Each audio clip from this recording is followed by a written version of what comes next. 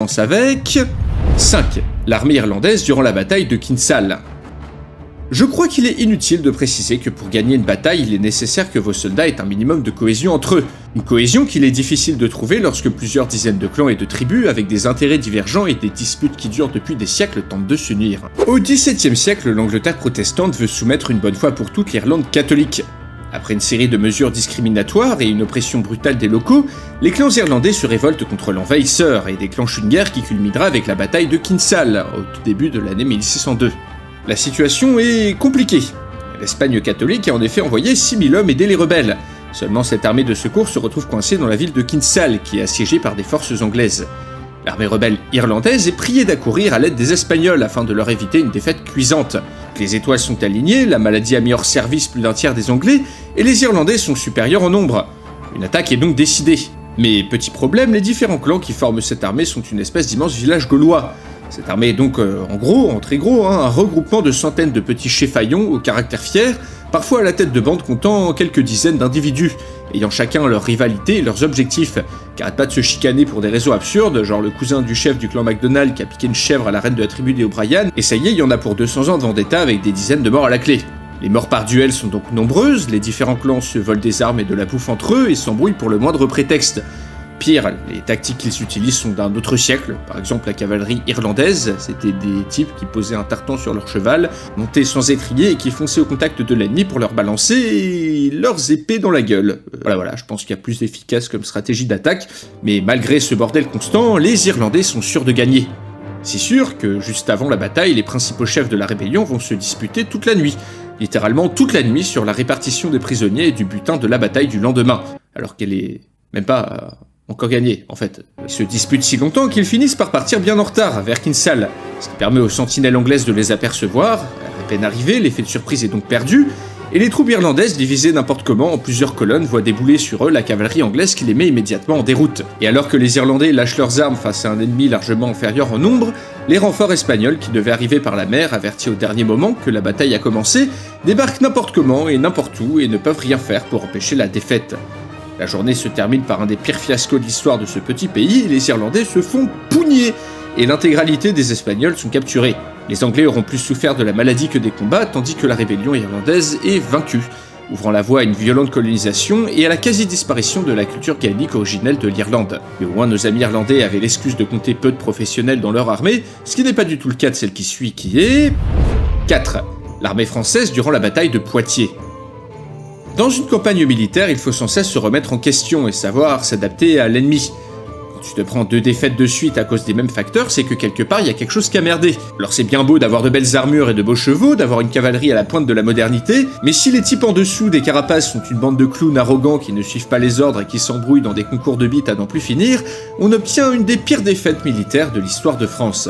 1356. La guerre de 100 ans bat son plein. Les Anglais, menés par le prince noir, ont débarqué en Aquitaine, massacrent la population et dévastent les campagnes. Le roi Jean II accourt avec son hoste pour arrêter ce carnage. La fine fleur de la chevalerie française est convoquée.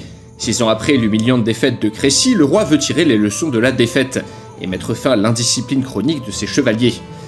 Ah, la chevalerie française de cette époque, c'était quelque chose. Rien que l'idée de descendre de son cheval, de poser pied à terre, il considérait que c'était se mettre au même niveau que les gueux. Tu rajoutes à ça la volonté de se distinguer à tout prix, de récolter un maximum de gloire personnelle, quitte à faire n'importe quoi, n'importe quand, une petite touche d'arrogance, tu multiplies ça fois 2000, et tu reçois dans ton armée une cavalerie irresponsable, incapable de suivre les ordres et limite plus dangereuse pour ton propre camp que pour l'ennemi. Arrivée sur le lieu de la bataille, l'armée française est 2 fois plus nombreuse que l'armée anglaise. Sauf que celle-ci peut compter sur de nombreux archers, parce que les Français doivent se reposer principalement sur leur chevalerie, qui va vite transformer les jolis plans de bataille du roi Jean II en une chierie d'ampleur biblique. Car malgré les ordres, malgré le discours royal du début qui enjoint les chevaliers à surtout suivre les consignes, et les 2 maréchaux qui dirigent l'avant-garde ne tardent pas à s'engueuler. Il y en a un qui veut charger, un autre qui veut attendre, le ton monte, les 2 se montent la tête, et le roi qui pense que tout va bien lâche de copieux pets de stress lorsqu'il voit au loin l'intégralité de son avant-garde charger n'importe comment, en 2 groupes différents, les positions anglaises. Les chevaliers foncent dans la direction générale de l'ennemi, se marchant littéralement dessus pour avoir l'honneur de se faire massacrer le premier. Le résultat, l'avant-garde est décimée dans son intégralité par les pièges et les archers anglais. Paniqué, emporté par l'agitation générale, le reste des troupes françaises charge à leur tour dans un bordel épouvantable et se retrouve coincé dans une série de haies sous une pluie de flèches anglaises. Les premières lignes veulent s'enfuir, percutent la seconde ligne, puis les Anglais se jettent dans la mêlée. Et là, c'est le carnage. Pour parachever le tout, plusieurs seigneurs décident tout simplement de fausser compagnie au roi, croyant la bataille perdue, et laissent leur souverain se faire capturer par l'ennemi anglais. Ouais, d'une charge courageuse mais stupide à une fuite éperdue, y a qu'un pas on dirait, toujours est-il que les Français sont décimés à la fin de cette journée, alors que les Anglais ne laissent que 300 hommes sur le carreau. Pourquoi cette défaite est pire que celle des Irlandais ? Parce qu'à Poitiers, c'est la deuxième fois de suite que les mêmes erreurs sont commises. Donc sur le papier, l'armée française était stylée, mais dans les faits, le manque de discipline, voire l'absence totale d'instinct de survie d'une partie des chevaliers, ont mené à la capture du roi de France et l'écroulement du royaume. Mais comme on dit jamais 203, et malgré quelques victoires, la chevalerie française se fera à nouveau tailler en pièces à Azincourt quelques décennies plus tard. 3. L'armée saoudienne pendant la guerre civile yéménite. Lors d'une guerre, disposer d'un bon équipement, c'est bien, mais l'histoire a montré que les plus motivés étaient souvent gagnants à la fin. Alors c'est bien beau d'avoir plein de thunes, des voitures de police en or massif et d'être le 3e acheteur d'armes au monde, mais si c'est pour se faire victimiser par des terroristes sous-équipés dès qu'on veut jouer les gros bras, a priori, on peut se dire que ça sert à rien de dépenser 75 milliards de dollars par an dans ce grand n'importe quoi qu'est l'armée saoudienne. 2015, la guerre civile au Yémen bat son plein. Chez le voisin saoudien, on cherche à abattre un des acteurs principaux du conflit, la milice Houthi. Et une intervention militaire est lancée. Sauf que même si l'armée saoudienne sur le papier c'est plusieurs centaines de milliers d'hommes, les véhicules les plus modernes, des missiles, des tanks en veux-tu en voilà, sur le terrain c'est autre chose. Donc les Saoudiens vont bombarder, financer des mercenaires mais n'arrivent à rien. Au bout de plusieurs mois, les Houthis réussissent même à prendre plusieurs villages saoudiens à la frontière alors qu'ils ne disposent ni d'aviation ni de véhicules modernes et doivent se battre sur 3 fronts en même temps. Pire, les villes doivent subir des attaques de missiles et de drones Houthis. Et plusieurs unités de l'armée saoudienne se retrouvent même encerclées puis sont massacrées sans que le gouvernement ne puisse rien faire. Eh oui, c'est bien beau d'avoir des joujoux ultra technologiques, mais les soldats saoudiens, qui ont pour la plupart grandi dans la richesse et le luxe, ne sont pas vraiment les plus motivés pour aller mourir au front. En 2015, mais également aujourd'hui, l'armée saoudienne manque de discipline, de cohérence, de morale, d'entraînement, et est souvent paralysée par un commandement rigide et incompétent, composé d'officiers gradés proportionnellement au nombre de coups de langue qu'ils donnent aux babouches de la famille royale. Comme dans de nombreuses dictatures, c'est donc la loyauté et non la compétence qui est récompensée. Et les seules unités de cette armée qui valent quelque chose sont les mercenaires recrutés à grand prix pour faire le sale boulot. Ajoutons à ça que la société saoudienne est tribale et que de nombreuses rivalités internes sabotent la cohésion des troupes.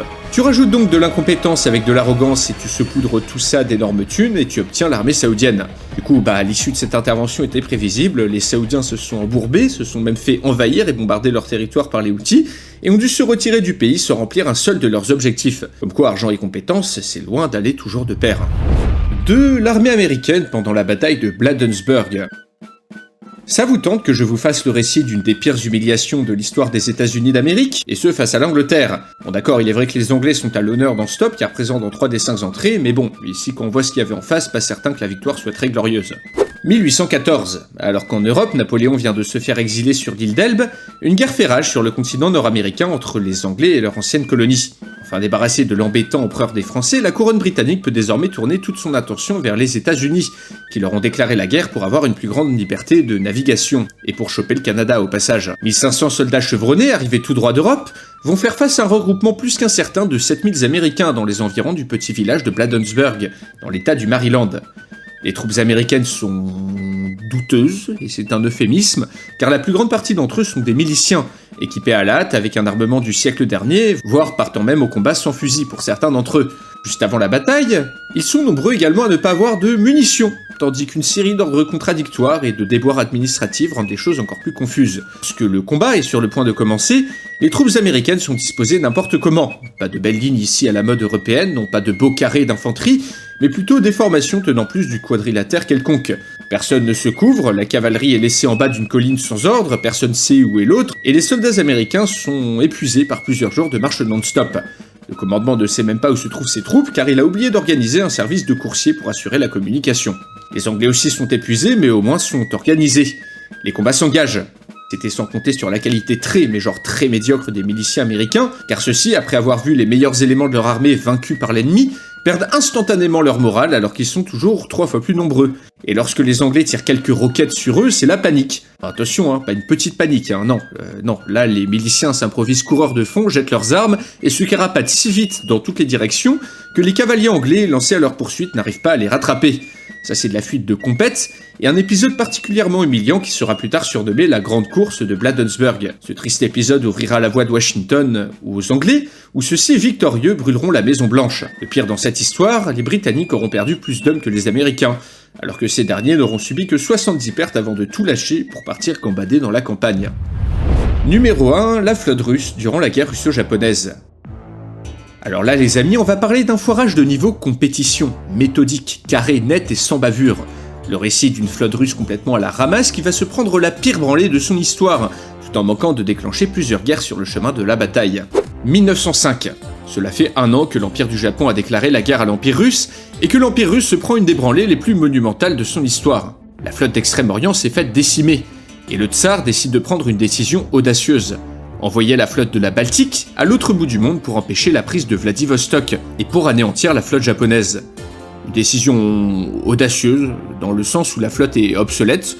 Pour donner une idée, les navires amiraux pourtant tout neufs doivent être réparés juste avant de partir. Le 14 octobre 1904 donc, 45 navires s'élancent majestueusement pour une longue et périlleuse expédition afin de sauver le glorieux Empire russe. Puis un navire s'échoue, un autre perd son ancre et 2 autres se percutent. Ouais, la première étape du voyage qui consistait juste à flotter sur la mer sans dégâts s'est déjà ratée, et ça préfigure de la suite.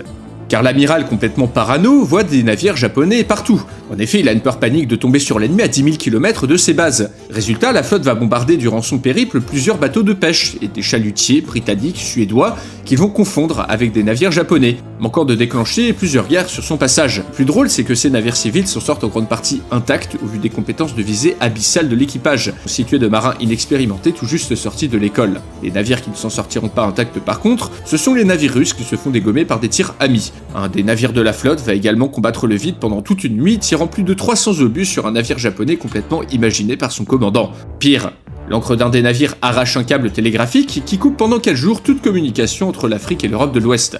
À ce stade-là de l'expédition, les Anglais sont énervés, les Suédois aussi, les Français également, et cette flotte a déjà conquis de haute lutte son titre de désastre ambulant.